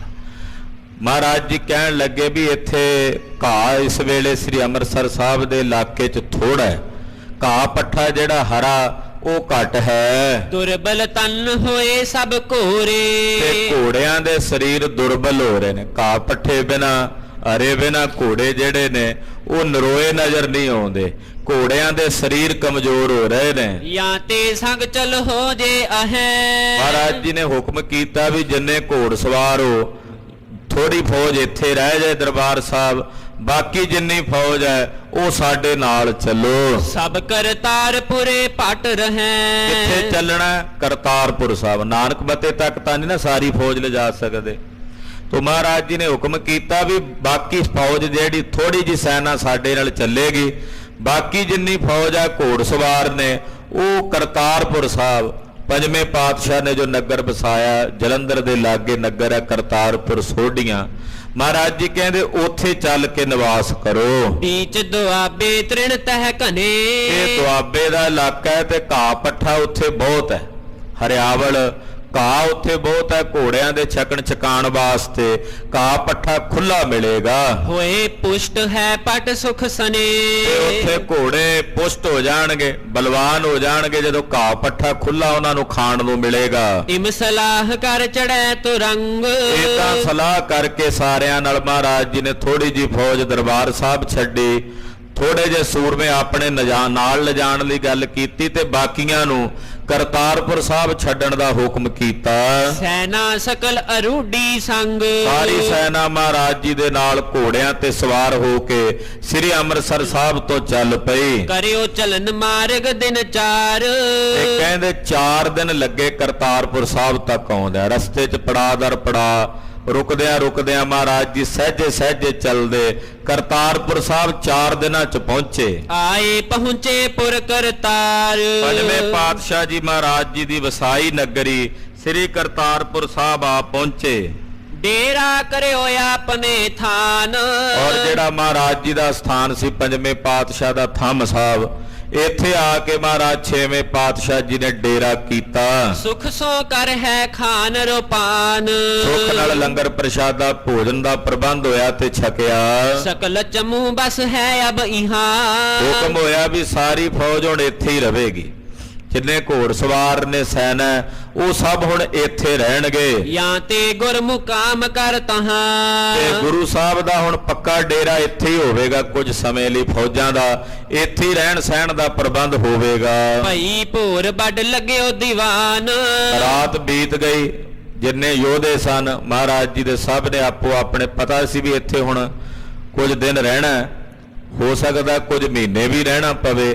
ਉਸ ਹਿਸਾਬ ਨਾਲ ਸਾਰੇ ਯੋਧਿਆਂ ਨੇ ਆਪਣਾ ਉੱਥੇ ਪੜਾਅ ਕਰ ਲਿਆ, ਤੰਬੂ ਲਾ ਲਏ, ਕਨਾਤਾਂ ਤਾਣ ਲਈਆਂ ਤੇ ਰਾਤ ਬੀਤ ਗਈ। ਅਗਲਾ ਦਿਨ ਚੜਿਆ ਤੇ 6ਵੇਂ ਪਾਤਸ਼ਾਹ ਦਾ ਦੀਵਾਨ ਲੱਗਾ। ਗਾਏ ਰਬਾਬੀ ਸ਼ਬਦ ਮਹਾਨ। ਮਹਾਰਾਜ ਜੀ ਦੇ ਦਰਬਾਰ ਚ ਆਸਾ ਜੀ ਦੀ ਵਾਰ ਦਾ ਕੀਰਤਨ ਰਬਾਬੀਆਂ ਨੇ ਗਾਇਨ ਕੀਤਾ। ਨਿਕਟ ਨਿਕਟ ਗਨ ਗ੍ਰਾਮ ਚੁਫੇਰੇ। ਕਰਤਾਰਪੁਰ ਸਾਹਿਬ ਦੇ ਨੇੜੇ ਤੇੜੇ ਜਿੰਨੇ ਚੁਫੇਰੇ ਪਿੰਡ ਨੇ ਸਭ ਮੈਂ ਸੁਧ ਪ੍ਰਗਟੀ ਤੇ ਬੇਰੇ। ਸਾਰੇ ਪਿੰਡਾਂ ਨਗਰਾਂ ਵਿੱਚ ਖਬਰ ਪਹੁੰਚ ਗਈ ਗੁਰ ਕਰਤਾਰਪੁਰੇ ਮਹਿ ਆਏ। ਕਿ ਸਤਿਗੁਰੂ ਜੀ ਸ੍ਰੀ ਕਰਤਾਰਪੁਰ ਸਾਹਿਬ ਆ ਗਏ ਹਨ। ਸੁਨ ਸੁਨ ਦਰਸ਼ਨ ਕੋ ਲਲਚਾਏ। ਜਿਹਨਾਂ ਸਿੱਖਾਂ ਨੂੰ ਪਤਾ ਲੱਗਾ ਸੁਣ ਸੁਣ ਕੇ ਗੁਰੂ ਸਾਹਿਬ ਦੇ ਦਰਸ਼ਨਾਂ ਦੀ ਲਾਲਸਾ ਰੱਖ ਕੇ ਯੋਧੇ ਆਉਣ ਲੱਗੇ, ਸਿੱਖ ਆਉਣ ਲੱਗੇ। ਲੈ ਲੈ ਸਭ ਅਕੋਰ ਸਮੁਦਾਈ। ਕਈ ਤਰ੍ਹਾਂ ਦੀਆਂ ਭਿਟਾਵਾਂ ਲੈ ਕੇ ਸੰਗਤ ਸਿੱਖ ਮਹਾਰਾਜ ਜੀ ਦੇ ਚਰਨਾਂ 'ਚ ਹਾਜ਼ਰ ਹੋਣ ਲੱਗੇ। ਆਏ ਗੁਰੂ ਟਿਕ ਗਰੀਬ ਨਿਵਾਈ। ਆ ਕੇ ਗੁਰੂ ਚਰਨਾਂ 'ਚ ਬੜੇ ਅਦਬ ਨਾਲ ਸਤਿਕਾਰ ਨਾਲ ਮਹਾਰਾਜ ਜੀ ਦੇ ਚਰਨਾਂ 'ਚ ਸੀਸ ਝੁਕਾ ਕੇ ਮੱਥਾ ਟੇਕਦੇ ਨੇ ਸਿੱਖ। ਕਰ ਹੈ ਕਾਮਨਾ ਦਰਸ਼ਨ ਪਾਏ। ਜੋ ਜੋ ਕਾਮਨਾ ਕਰਦੇ ਨੇ ਉਹ ਕਾਮਨਾ ਮਹਾਰਾਜ ਜੀ ਦੇ ਦਰਸ਼ਨ ਕਰਕੇ ਪੂਰੀ ਹੋ ਜਾਂਦੀ ਹੈ। ਪੂਰ ਹੈ ਉਰ ਕੀ ਲਖ ਸਮੁਦਾਏ। ਸਭ ਦੀਆਂ ਲਾਲਸਾਵਾਂ ਕਾਮਨਾਵਾਂ ਧੰਨ ਗੁਰੂ ਹਰਗੋਬਿੰਦ ਸਾਹਿਬ ਸੱਚੇ ਪਾਤਸ਼ਾਹ ਜੀ ਪੂਰੀਆਂ ਕਰਦੇ ਹਨ। ਮੀਰ ਵੱਡੇ ਸੋ ਗ੍ਰਾਮ ਕੋ ਨਾਮੂ। ਖਾਲਸਾ ਜੀ ਕਰਤਾਰਪੁਰ ਸਾਹਿਬ ਦੇ ਨੇੜੇ ਇੱਕ ਪਿੰਡ ਹੈ ਜਿਹਨੂੰ ਵੱਡੇ ਮੀਰ ਕਹਿੰਦੇ ਹਨ। ਵੱਡੇ ਮੀਰ ਨਾਮ ਦਾ ਇੱਕ ਪਿੰਡ ਸੀ। ਤਹਾਂ ਪਠਾਨ ਬਸ ਹੈ ਗਨ ਧਾਮੂ। ਇਹ ਵੱਡੇ ਮੀਰ ਪਿੰਡ 'ਚ ਪਠਾਨਾਂ ਦੇ ਘਰ ਸੀ। ਇੱਥੇ ਮੁਸਲਮਾਨ ਪਠਾਨ ਉਹ ਆਪਣੇ ਮਕਾਨ ਬਣਾ ਕੇ ਰਹਿੰਦੇ ਸੀ। ਉਹਨਾਂ ਦਾ ਹੀ ਇਹ ਪਿੰਡ ਸੀ ਵੱਡੇ ਮੀਰ। ਕਰਤ ਚਾਕਰੀ ਜਹ ਬਨ ਜਾਏ। ਇਹ ਪਠਾਨ ਸੂਰਮੇ ਸੀ, ਸ਼ਸਤਰਧਾਰੀ ਤੇ ਫੌਜ 'ਚ ਕੰਮ ਕਰਦੇ ਸੀ। ਜਿੱਥੇ ਵੀ ਇਹਨਾਂ ਨੂੰ ਨੌਕਰੀ ਮਿਲ ਜੇ, ਕਿਸੇ ਨਵਾਬ ਕੋਲ, ਕਿਸੇ ਰਾਜੇ ਕੋਲ, ਕਿਸੇ ਚੌਧਰੀ ਕੋਲ, ਤੇ ਉੱਥੇ ਸਿਪਾਹੀ ਬਣ ਕੇ ਭਰਤੀ ਹੋ ਕੇ ਨੌਕਰੀ ਕਰਦੇ ਸੀ। ਉਹ ਪਠਾਨ ਸੀ ਇਸ ਪਿੰਡ 'ਚ ਵੱਡੇ ਮੀਰ। ਆਯੁਧ ਵਿਦਿਆ ਸਦਾ ਕਮਾਏ। ਉਹਨੇ ਸ਼ਸਤਰ ਵਿਦਿਆ ਦਾ ਅਭਿਆਸ ਕਰਦੇ ਸੀ। ਇਹ ਜਿਹੜੇ ਪਠਾਨ ਸੀ ਰੋਜ਼ ਸ਼ਸਤਰ ਵਿਦਿਆ ਦਾ ਅਭਿਆਸ ਕਰਦੇ ਸਨ। ਤਿਨਹੁ ਸੁਨੀ ਹਰਿ ਗੋਬਿੰਦ ਆਏ। ਜਦੋਂ ਇਹਨਾਂ ਪਠਾਨਾਂ ਨੇ ਸੁਣਿਆ ਕਿ ਗੁਰੂ ਹਰਗੋਬਿੰਦ ਸਾਹਿਬ ਇੱਥੇ ਨੇੜੇ ਸ਼੍ਰੀ ਕਰਤਾਰਪੁਰ ਸਾਹਿਬ ਨਗਰ 'ਚ ਆਏ ਨੇ, ਸੈਨਾ ਸੰਗ ਜਿਨਹੁ ਸਮੁਦਾਏ। ਉਹਨਾਂ ਨੇ ਫੌਜ ਰੱਖੀ ਆਪਣੇ ਨਾਲ, ਸਿਪਾਹੀ ਆਪਣੇ ਕੋਲ ਭਰਤੀ ਕਰਦੇ ਨੇ। ਇਹਨਾਂ ਆਖਿਆ ਵੀ ਆਪਾਂ ਵੀ ਚੱਲੀਏ, ਵੀ ਸ਼ਾਇਦ ਹੋ ਸਕਦਾ ਉਹ ਸਾਨੂੰ ਵੀ ਆਪਣੇ ਕੋਲ ਭਰਤੀ ਕਰ ਲੈਣ। ਕਰੀ ਸਲਾਹ ਚੱਲਿਓ ਦਰਸੈ ਹੈ। ਇਦਾਂ ਇਹਨਾਂ ਪਠਾਨਾਂ ਨੇ 10-12 ਪਠਾਨ ਇਕੱਠੇ ਹੋਏ ਤੇ ਸਲਾਹ ਕਰਕੇ ਚੱਲ ਪਏ ਸਤਿਗੁਰੂ ਜੀ ਦੇ ਦਰਸ਼ਨ ਕਰਨ ਲਈ। ਜੇ ਰਾਖੈ ਚਾਕਰ ਰਹਿ ਜੈ ਹੈ। ਸੋਚਦੇ ਨੇ, ਗੱਲਾਂ ਕਰਦੇ ਨੇ, ਕਹਿੰਦੇ ਜੇ ਗੁਰੂ ਸਾਹਿਬ ਨੇ ਸਾਨੂੰ ਰੱਖ ਲਿਆ ਨਾ ਆਪਣੇ ਕੋਲ ਨੌਕਰੀ ਤੇ, ਫੌਜ 'ਚ ਭਰਤੀ ਕਰ ਲਿਆ ਤੇ ਆਪਾਂ ਰਹਿ ਜਾਵਾਂਗੇ। ਨਾਹੀ ਤਾਂ ਦਰਸ਼ਨ ਪਰਸਨ ਕਰਕੇ। ਤੇ ਜੇ ਨਾ ਰੱਖਿਆ ਤੇ ਦਰਸ਼ਨ ਹੀ ਕਰ ਲਾਂਗੇ ਆਪਾਂ। ਸੁਣਿਆ ਗੁਰੂ ਸਾਹਿਬ ਬੜੇ ਬਲਵਾਨ ਨੇ, ਬੜੀ ਉੱਚੀ ਲੰਮੀ ਕੱਦ ਕਾਠੀ ਆ ਉਹਨਾਂ ਦੀ, ਤੇ ਸੂਰਮਿਆਂ ਦੇ ਦਰਸ਼ਨਾਂ ਦਾ ਹੀ ਬੜਾ ਪ੍ਰਭਾਵ ਹੁੰਦਾ। ਆਪਾਂ ਉਹਨਾਂ ਦੇ ਦਰਸ਼ਨ ਹੀ ਕਰ ਆਵਾਂਗੇ ਆਵਹਿ ਆਪਣੇ ਗ੍ਰਾਮ ਵਿਚਰ ਕੇ। ਔਰ ਦਰਸ਼ਨ ਕਰਕੇ ਵਾਪਸ ਆਪਣੇ ਨਗਰ ਆਵਾਂਗੇ। 10 ਕੋ ਪਠਾਨ ਮਿਲੇ ਇੱਕ ਠਾਏ। ਇਹ ਤਾਂ ਇਹ 10-12 ਪਠਾਨ ਇੱਕ ਜਗ੍ਹਾ ਤੇ ਵੱਡੇ ਮੀਰ ਪਿੰਡ 'ਚੋਂ ਇਕੱਠੇ ਹੋਏ। ਸਿਪਰ ਖੜਗ ਕੋ ਅੰਗ ਲਗਾਏ। ਢਾਲਾਂ ਤਲਵਾਰਾਂ ਇਹਨਾਂ ਨੇ ਆਪਣੇ ਸਰੀਰਾਂ ਤੇ ਸਜਾਈਆਂ, ਸ਼ਸਤਰਧਾਰੀ ਸੀ। ਢਾਲ ਤਲਵਾਰ ਲੈ ਕੇ ਚੱਲ ਕਰ ਆਏ ਪੁਰ ਕਰਤਾਰ। ਵੱਡੇ ਮੀਰ ਤੋਂ ਚੱਲ ਕੇ ਕਰਤਾਰਪੁਰ ਸਾਹਿਬ ਆਏ। ਸੁਨੇ ਗੁਰੂ ਹੈ ਸਭਾ ਮਝਾਰ। ਪਤਾ ਕੀਤਾ ਵੀ ਕਿੱਥੇ ਮਿਲਣਗੇ। ਕਹਿੰਦੇ ਜੀ ਗੁਰੂ ਸਾਹਿਬ ਜੀ ਦਰਬਾਰ 'ਚ ਦੀਵਾਨ ਸਜਾ ਕੇ ਬੈਠੇ ਨੇ। ਮੁਦਤ ਖਾਨ ਪਹੁੰਚੇ ਤਿਸ ਥਾਨ। ਇਹ ਪਠਾਨ ਬੜੀ ਖੁਸ਼ੀ ਦੇ ਨਾਲ ਪਹੁੰਚੇ ਕਿ ਦੀਵਾਨ 'ਚ ਦਰਸ਼ਨ ਹੋ ਜਾਣਗੇ। ਸ਼੍ਰੀ ਅਰਜਨ ਸੁਤ ਬੀਚ ਦੀਵਾਨ। ਤੇ ਗੁਰੂ ਅਰਜਨ ਸਾਹਿਬ ਦੇ ਸਾਹਿਬਜ਼ਾਦੇ ਦੀਵਾਨ 'ਚ ਬੈਠੇ ਦਰਸ਼ਨ ਦੇ ਰਹੇ ਨੇ। ਨਰ ਨਾਰਿਨ ਕੀ ਪੀਰ ਕਨੇਰੀ। ਉੱਥੇ ਬਹੁਤ ਸਾਰੇ ਨਰ ਨਾਰੀਆਂ ਦੀ ਭੀੜ ਤੇ ਇਕੱਠ ਗੁਰੂ ਸਾਹਿਬ ਦੇ ਚਰਨਾਂ ਵਿੱਚ ਹੈ। ਕਰ ਕਰ ਦਰਸ ਜਾਏ ਤਿਸ ਬੇਰੀ। ਕੋਈ ਦਰਸ਼ਨ ਕਰਨ ਆ ਰਿਹਾ ਤੇ ਕੋਈ ਦਰਸ਼ਨ ਕਰਕੇ ਜਾ ਰਿਹਾ। ਇਹਦਾ ਲੈਣਾ ਲੱਗੀਆਂ ਹੋਈਆਂ ਨੇ। ਸਭਾ ਦੂਰ ਲੱਗ ਬੈਠੀ ਪਾਸ। ਦੂਰ ਤੱਕ ਸੰਗਤ ਬੈਠੀ ਸਭਾ 'ਚ, ਸੈਂਕੜੇ ਹੀ ਸਿੱਖ ਬੈਠੇ ਨੇ, ਸੰਗਤ ਬੈਠੀ ਹੈ। ਖਰੇ ਕਰਤ ਸੰਗਤ ਅਰਦਾਸ। ਤੇ ਕੁਝ ਸਿੱਖ ਮਹਾਰਾਜ ਜੀ ਦੇ ਸਾਨਮੁਖ ਖਲੋ ਕੇ ਅਰਦਾਸਾਂ ਬੇਨਤੀਆਂ ਜੋਦੜੀਆਂ ਕਰ ਰਹੇ ਨੇ।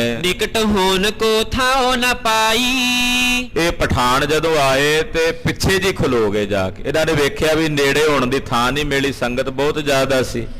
ਤੇ ਮਰਿਆਦਾ ਦਾ ਇਹਨਾਂ ਨੂੰ ਪਤਾ ਨਹੀਂ ਸੀ ਵੀ ਲਾਈਨ 'ਚ ਲੱਗ ਕੇ ਦਰਸ਼ਨ ਹੋ ਜਾਂਦੇ ਆ। ਇਹ ਪਿਛਲੇ ਪਾਸੇ ਖਲੋ ਗਏ ਦੀਵਾਨ 'ਚ, ਤੀਰ ਭੀਰ ਆਵਤ ਇੱਕ ਜਾਈ। ਕਿਉਂਕਿ ਗੁਰੂ ਸਾਹਿਬ ਦੇ ਕੋਲ ਇਕੱਠ ਬੜਾ ਸੀ, ਸੰਗਤ ਦਾ, ਸਿੱਖ ਆ ਰਹੇ ਸਨ, ਜਾ ਰਹੇ ਸਨ। ਸਭਾ ਬਿਖੈ ਪੀ ਬੈਠਨ ਥਾਨ। ਤੇ ਮਹਾਰਾਜ ਜੀ ਦੀ ਸਭਾ 'ਚ ਬੈਠਣ ਨੂੰ ਵੀ ਥਾਂ ਕੋਈ ਨਹੀਂ ਸੀ। ਇੰਨੀ ਸਭਾ ਖਚਾ ਖਚ ਭਰੀ ਹੋਈ ਵੀ ਤਿਲ ਸੁੱਟਣ ਨੂੰ ਵੀ ਜਗ੍ਹਾ ਨਹੀਂ। ਨਹਿ ਦੇਖਿਓ ਥਿਰ ਸੁਭਾਟ ਮਹਾਨ। ਤੇ ਫਿਰ ਵੇਖਿਆ ਕਿ ਉੱਥੇ ਸੂਰਮੇ ਵੀ ਬੈਠੇ ਮਹਾਰਾਜ ਜੀ ਦੀ ਸਭਾ ਵਿੱਚ।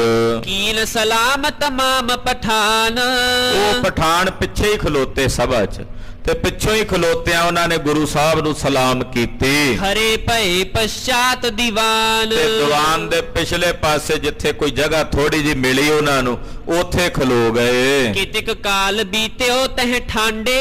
ਏਦਾਂ ਉਹਨਾਂ ਨੂੰ ਖਲੋਤਿਆਂ ਕੁਝ ਕੁ ਸਮਾਂ ਬੀਤ ਗਿਆ, ਖੜੇ ਰਹੇ ਤੇ ਸਮਾਂ ਬੀਤ ਗਿਆ। ਸੰਗਤ ਦਰਸ਼ਨ ਕਰ ਰਹੀ ਹੈ ਗੁਰੂ ਸਾਹਿਬ ਦੇ, ਉਹ ਵੀ ਪਿੱਛੇ ਖਲੋਤੇ ਦਰਸ਼ਨ ਕਰ ਰਹੇ ਨੇ। ਗੁਰ ਸਰੂਪ ਪਿਖ ਆਨੰਦ ਬਾਡੇ। ਮਹਾਰਾਜ ਜੀ ਦੇ ਦਰਸ਼ਨ ਹੀ ਇੰਨੇ ਆਨੰਦ ਵਾਲੇ ਨੇ ਕਿ ਪਠਾਨ ਪਹਿਲੀ ਵਾਰ ਦਰਸ਼ਨ ਕਰਕੇ ਆਨੰਦਿਤ ਹੋ ਰਹੇ ਨੇ। ਦ੍ਰਿਸ਼ਟ ਗਈ ਸਤਿਗੁਰ ਕੀ ਜਬੈ। ਮਹਾਰਾਜ ਜੀ ਦੀ ਨਿਗਾਹ ਪਈ ਉੱਤੇ, ਪਿੱਛੇ ਜਦੋਂ ਨਿਗਾਹ ਮਾਰੀ ਮਹਾਰਾਜ ਜੀ ਨੇ ਵੀ ਪਠਾਨ ਬੜੇ ਉੱਚੇ ਲੰਮੇ ਸ਼ਸਤਰਧਾਰੀ, ਢਾਲਾਂ ਤਲਵਾਰਾਂ ਲਈ, ਉਹ ਖੜੇ ਨੇ। ਮਹਾਰਾਜ ਜੀ ਨੇ ਵੇਖਿਆ, ਦਿਖੇ ਪਠਾਨ ਖਰੇ ਗਨ ਤਬੈ। ਵੇਖਿਆ ਵੀ ਕੁਝ ਪਠਾਨ ਖੜੇ ਨੇ ਪਿੱਛੇ, ਸਿਪਰ ਖੜਗ ਕੇ ਅਧਿਕ ਸਿਪਾਹੀ। ਤੇ ਤਲਵਾਰਾਂ ਢਾਲਾਂ ਉਹਨਾਂ ਦੇ ਸਰੀਰਾਂ ਤੇ ਸਜੀਆਂ ਹੋਈਆਂ ਨੇ, ਕਮਰ ਕੱਸੇ ਲੱਗੇ ਹੋਏ ਨੇ, ਤੇ ਤਿਆਰ ਬਰ ਤਿਆਰ ਸ਼ਸਤਰਧਾਰੀ ਹੋ ਕੇ ਖੜੇ ਨੇ। ਦਿਖੀਅਤ ਐਂਠ ਜਿਨ ਹੋ ਕੇ ਮਾਹੀ। ਤੇ ਆਕੜ ਨਜ਼ਰ ਆਉਂਦੀ ਉਹਨਾਂ ਪਠਾਣਾਂ 'ਚ, ਪਤਾ ਲੱਗਦਾ ਵੀ ਸੂਰਮੇ ਨੇ, ਕਿਉਂਕਿ ਸੂਰਮੇ 'ਚ ਆਕੜ ਤਾਂ ਹੁੰਦੀ ਆ ਥੋੜੀ ਬਹੁਤ। ਕਹਿੰਦੇ ਆਕੜ ਦੇ ਵਿੱਚ ਖੜੇ ਨਜ਼ਰ ਆਉਂਦੇ ਨੇ। ਬਸਤਰ ਸ਼ਸਤਰ ਤੇ ਬਾਨਾ ਬਨਿਓ। ਬੜੇ ਸੋਹਣੇ ਬਸਤਰ ਸ਼ਸਤਰ ਐਨ ਸਜਾਇਆ ਹੋਇਆ ਉਹਨਾਂ ਨੇ ਆਪਣੇ ਆਪ ਨੂੰ। ਜਨ ਰਣ ਚਹਿਤ ਵੀਰ ਰਸ ਸਨਿਓ। ਕਹਿੰਦੇ ਮਾਨੋ ਲੜਨ ਵਾਸਤੇ ਆਏ ਹੁਣ, ਵੀਰ ਰਸ ਦਾ ਰੂਪ ਧਾਰ ਕੇ ਸ਼ਸਤਰਧਾਰੀ ਹੋ ਕੇ। ਸ਼੍ਰੀ ਸਤਿਗੁਰ ਕੇ ਸਹਿਜ ਸੁਭਾਉ। ਸਹਿਜ ਸੁਭਾਏ ਛੇਵੇਂ ਪਾਤਸ਼ਾਹ ਜੀ ਦੀ ਨਿਗਾਹ ਪਈ। ਜਹਾਂ ਬਿਲੋ ਕਹਿ ਵੀਰ ਬਨਾਉ। ਜਿੱਧਰ ਵੀ ਵੇਖਦੇ ਨੇ ਮਹਾਰਾਜ ਨਿਗਾਹ ਮਾਰਦੇ ਨੇ, ਕਿਰਤਾਰਥ ਕਰ ਦਿੰਦੇ ਨੇ। ਕਿਰਪਾ ਕਰਹਿ ਬੂਝੈ ਤੇ ਬਾਤ। ਤੇ ਜਿਹੜਾ ਕੋਈ ਸੂਰਮਾ ਆਉਂਦਾ ਵੀ ਹੈ ਨਾ ਮਹਾਰਾਜ ਜੀ ਦੀ ਸਭਾ 'ਚ, ਕੋਈ ਵੀ ਸ਼ਸਤਰਧਾਰੀ ਆਉਂਦਾ, ਪਹਿਲੀ ਬੇਰੀ ਵੀ ਆਵੇ, ਮਹਾਰਾਜ ਉਹਦੇ ਵੱਲ ਸੁੱਤੇ ਸਿੱਧੇ ਵੇਖ ਕੇ ਉਹਨੂੰ ਪੁੱਛਦੇ, ਹਾਂ ਭਾਈ ਭਰਤੀ ਹੋਣ ਆਇਆ? ਜਿਹੜਾ ਵੀ ਕੋਈ ਸੂਰਮਾ ਆਉਂਦਾ ਮਹਾਰਾਜ ਸ਼ਸਤਰਧਾਰੀ ਨੂੰ ਵੇਖ ਕੇ ਬੜੇ ਖੁਸ਼ ਹੁੰਦੇ।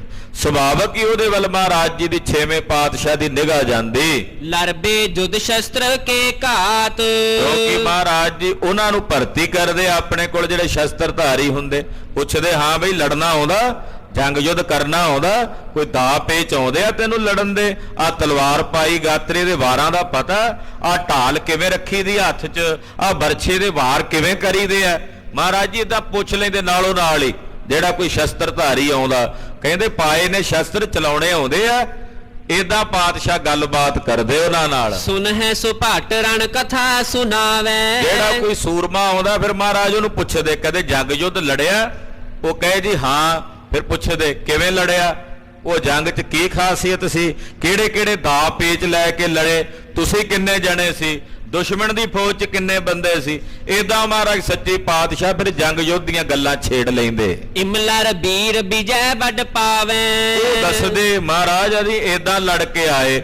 ਪਾਤਸ਼ਾਹ ਕਹਿੰਦੇ ਹਾਂ ਏਦਾਂ ਹੀ ਲੜਦੇ ਹੁੰਦੇ ਆ ਸੂਰਮੇ, ਏਦਾਂ ਹੀ ਲੜ ਕੇ ਸੂਰਮੇ ਰਣ ਭੂਮੀ 'ਚ ਵਿਜੈ ਪ੍ਰਾਪਤ ਕਰਦੇ ਨੇ। ਪੁਨ ਸ਼੍ਰੀ ਮੁਖ ਤੇ ਦਾਵ ਕਹੰਤੇ। ਫਿਰ ਮਹਾਰਾਜ ਉਹਨਾਂ ਨੂੰ ਦਾ ਦੱਸਦੇ ਸੂਰਮਿਆਂ ਨੂੰ, ਜਿਹੜੇ ਮਹਾਰਾਜ ਜੀ ਦੀ ਸ਼ਰਨ 'ਚ ਆਉਂਦੇ ਨਾ, ਉਹਨਾਂ ਨੂੰ ਦਾ ਪੇਚ ਦੱਸਦੇ। ਹਾਂ ਏਦਾਂ ਵੀ ਲੜੀਦਾ, ਤਲਵਾਰ ਦੇ ਵਾਰ ਏਦਾਂ ਵੀ ਕਰੀਦੇ ਆ, ਇਹ ਏਦਾਂ ਬਰਛਾ ਚਲਾਈਦਾ, ਏਦਾਂ ਰਣਨੀਤੀ ਅਪਣਾਈ ਦੀ ਹੈ। ਇਮ ਸ਼ਸਤਰਨ ਹੱਥ ਸ਼ਤਰੂ ਜਿਤੰਤੇ। ਮਹਾਰਾਜ ਕਹਿੰਦੇ ਉਹ ਚਲਾਈਦੇ ਆ ਸ਼ਸਤਰ, ਏਦਾਂ ਚਲਾ ਕੇ ਦੁਸ਼ਮਣ ਨੂੰ ਜਿੱਤੀਦਾ।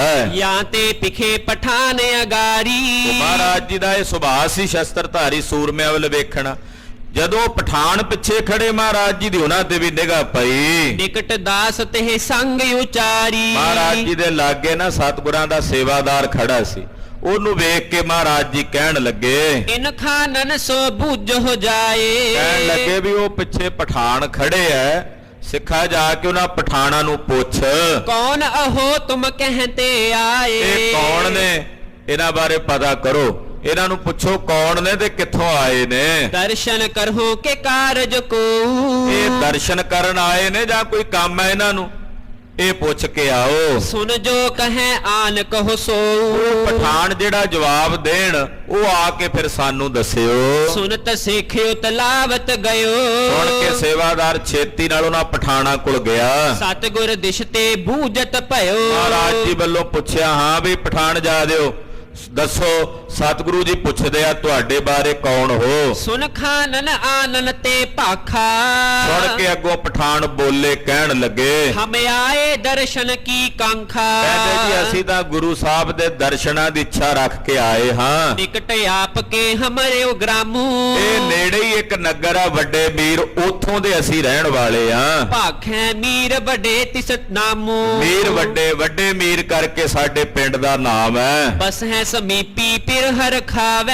ਤੇ ਅਸੀਂ ਇੱਥੇ ਨੇੜੇ ਰਹਿੰਦੇ ਆ ਤੇ ਸਾਨੂੰ ਖੁਸ਼ੀ ਹੋਈ ਆ ਵੀ ਛੇਵੇਂ ਪਾਤਸ਼ਾਹ ਕੋਲ ਆਏ ਨੇ। ਕੋਈ ਕਾਜ ਇਨ ਤੇ ਬਨ ਜਾਵੇ। ਅਸੀਂ ਆਏ ਆ ਵੀ ਸਾਡਾ ਕੋਈ ਕੰਮ ਹੋ ਜਾਏ ਇਹਨਾਂ ਤੋਂ, ਕੋਈ ਵੀ ਕਾਰਜ ਸਾਡੇ ਕੋਲੋਂ ਕਰਾ ਲੈਣ।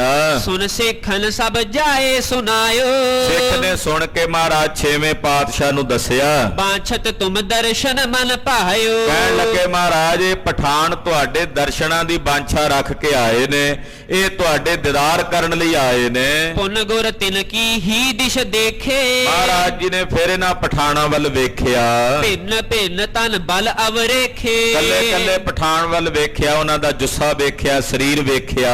ਇੱਕ ਖੋੜਸ ਬਰਖਨ ਕੋ ਖਾਨ, ਉਹਨਾਂ ਪਠਾਨਾਂ ਵਿੱਚ ਇੱਕ 16 ਵਰਿਆਂ ਦਾ ਪਠਾਨ ਖੜਾ ਹੈ। ਹੋਨਹਾਰ ਜਿਹੇ ਡੀਲ ਮਹਾਨ, ਉਹ 16 ਸਾਲ ਦਾ, ਪਰ ਉਹਦੀ ਡੀਲ ਬੜੀ ਉੱਚੀ ਲੰਮੀ ਤੇ ਵੇਖਣ ਨੂੰ ਲੱਗਦਾ ਉਹਦੇ ਹੱਡ ਪੈਰ ਖੁੱਲੇ ਨੇ, ਵੀ ਸਮਾਂ ਪਾ ਕੇ ਜਿਵੇਂ ਜਿਵੇਂ ਇਹ ਵੱਡਾ ਹੋਵੇਗਾ, ਉਮਰ ਵੱਡੀ ਹੋਵੇਗੀ, ਇਹ ਬੜਾ ਬਲਵਾਨ ਹੋਵੇਗਾ, ਇਹਦਾ ਸਰੀਰ ਬੜਾ ਬਲਵਾਨ ਹੋਵੇਗਾ। ਦੀਰਗ ਅੰਗ ਸਰਬ ਹੀ ਹੇਰੇ, ਮਹਾਰਾਜ ਜੀ ਦੀ ਨਿਗਾਹ ਉਹਦੇ ਤੇ ਪਈ ਵੀ ਅੰਗ ਬੜੇ ਵਧੀਆ ਨੇ, ਇਹਦੇ ਸਰੀਰ ਦੇ ਬਾਹਾਂ ਬੜੀਆਂ ਲੰਮੀਆਂ ਨੇ, ਮੋਢੇ ਉੱਚੇ ਹਨ। ਪੀਰ ਸੋ ਬਨਹਿ ਬਨਾਓ ਬਡੇਰੇ, ਚੌੜੀ ਛਾਤੀ ਤੇ ਕੱਦ ਕਾਠੀ ਬੜੀ 16 ਸਾਲ ਦੀ ਉਮਰ ਵਿੱਚ ਇਹ ਬੜਾ ਵੀਰ ਬਣੇਗਾ। ਜੇ ਇਹਨੂੰ ਖੁਰਾਕ ਖਵਾਈ ਜਾਵੇ, ਜੇ ਇਹਨੂੰ ਪਾਲਿਆ ਜਾਵੇ, ਇਹ ਬੜਾ ਯੋਧਾ ਬਣੇਗਾ। ਆਯੁਤ ਬਦਨ ਬਿਲੋਚਨ ਜਾਂਕੇ, ਅੱਖਾਂ ਮੋਟੀਆਂ ਨੇ, ਮੂੰਹ ਵੀ ਚੰਗਾ ਚੌੜਾ ਤੇ ਵੱਡਾ ਹੈ, ਬੰਦੇ ਪਰੇ ਬਾਰ ਬਾਰ ਬਾਂਕੇ, ਔਰ ਮੋਢੇ ਬੜੇ ਉੱਚੇ ਜਿਵੇਂ ਕਿਸੇ ਬਲਦ ਦੇ ਹੋਣ। ਲਾਂਬੀ ਬਾਹ ਪੁਸ਼ਟ ਭੁਜ ਦੰਡ, ਬਾਹਾਂ ਵੀ ਲੰਮੀਆਂ ਦੇ ਤੇ ਭੁਜ ਦੰਡੇ ਬੜੇ ਬਲਵਾਨ ਦਿਸਦੇ ਨੇ। ਜਨਮ ਤੰਗ ਕੀ ਸੁੰਡ ਪ੍ਰਚੰਡ, ਜਿਵੇਂ ਕਿਸੇ ਹਾਥੀ ਦੀਆਂ ਸੁੰਡਾਂ ਹੋਣ, ਏਦਾਂ ਇਹਦੀਆਂ ਬਾਹਾਂ ਦਿਸਦੀਆਂ।